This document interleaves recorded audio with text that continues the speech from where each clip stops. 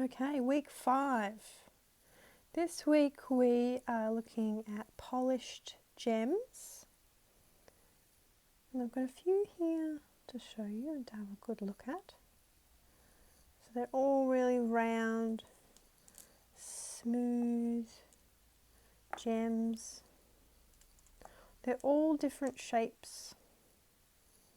Some are quite round, some are a bit more square, but they've all got these really soft, polished edges and curves. Not at all like our crystals from before. Totally different. Totally different. So when we're looking at them, have a good look at the colours. There's not one solid colour, is it? It's got, looking at this blue one, there's sections of really dark, deep blue, then lighter blue, and then wisps of white through it.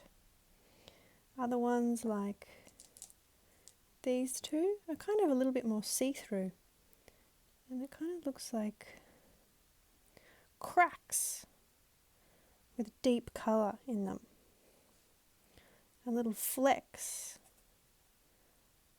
through that one. And look at this one, this one's a tiger eye. That's got stripes of different coloured browns through it and gold. This one's a bloodstone. It's a type of jade. So it's got a lot of greens and then little kind of bits of red and yellow. Yeah, rose quartz. Again, another kind of see-through one.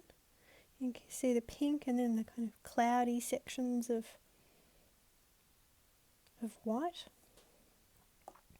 All very different.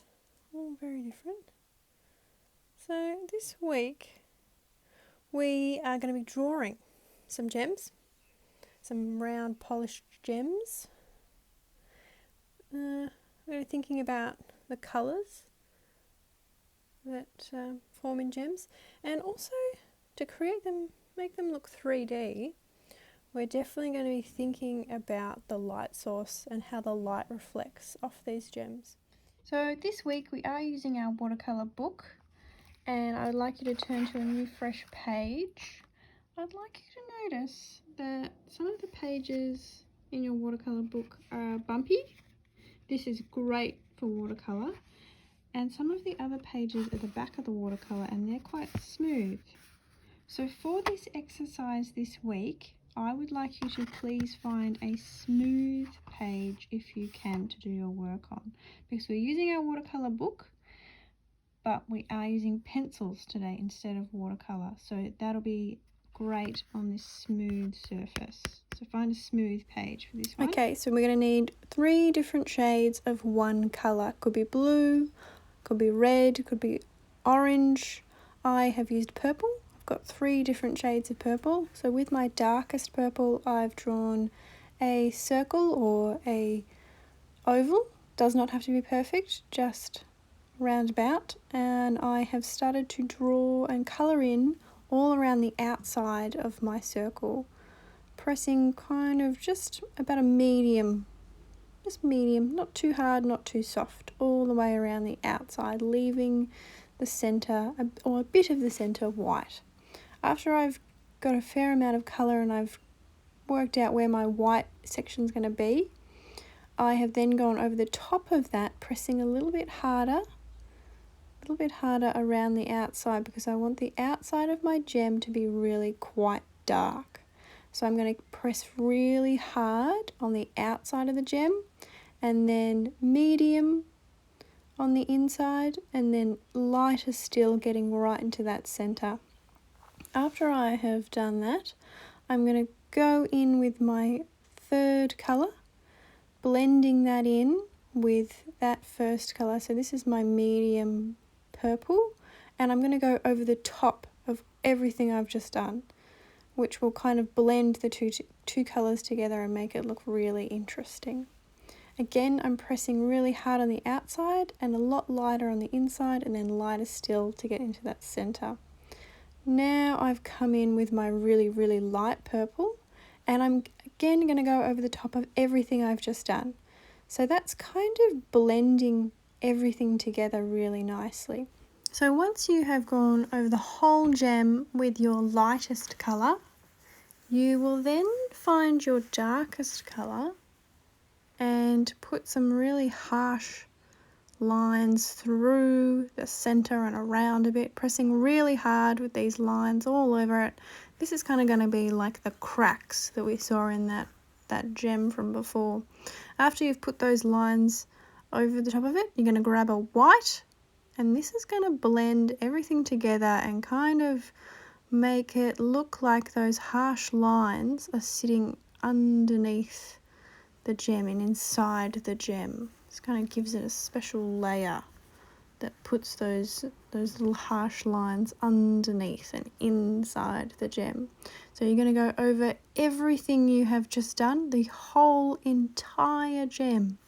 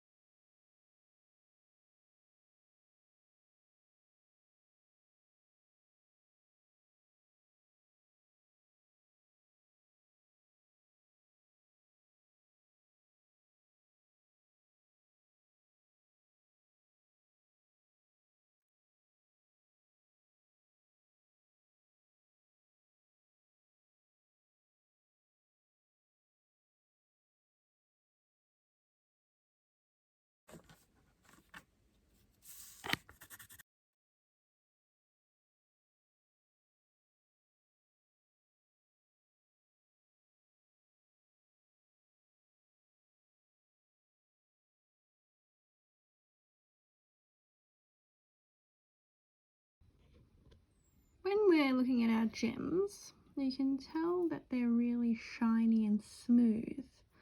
And one of the indications, one of the things that tells us that they're shiny and smooth is how the light. So with the white watercolour from your set and a very thin brush, you're going to add in the white section to these gems where the light would be reflecting off them if they were real gems. So this is going to make them look really 3D.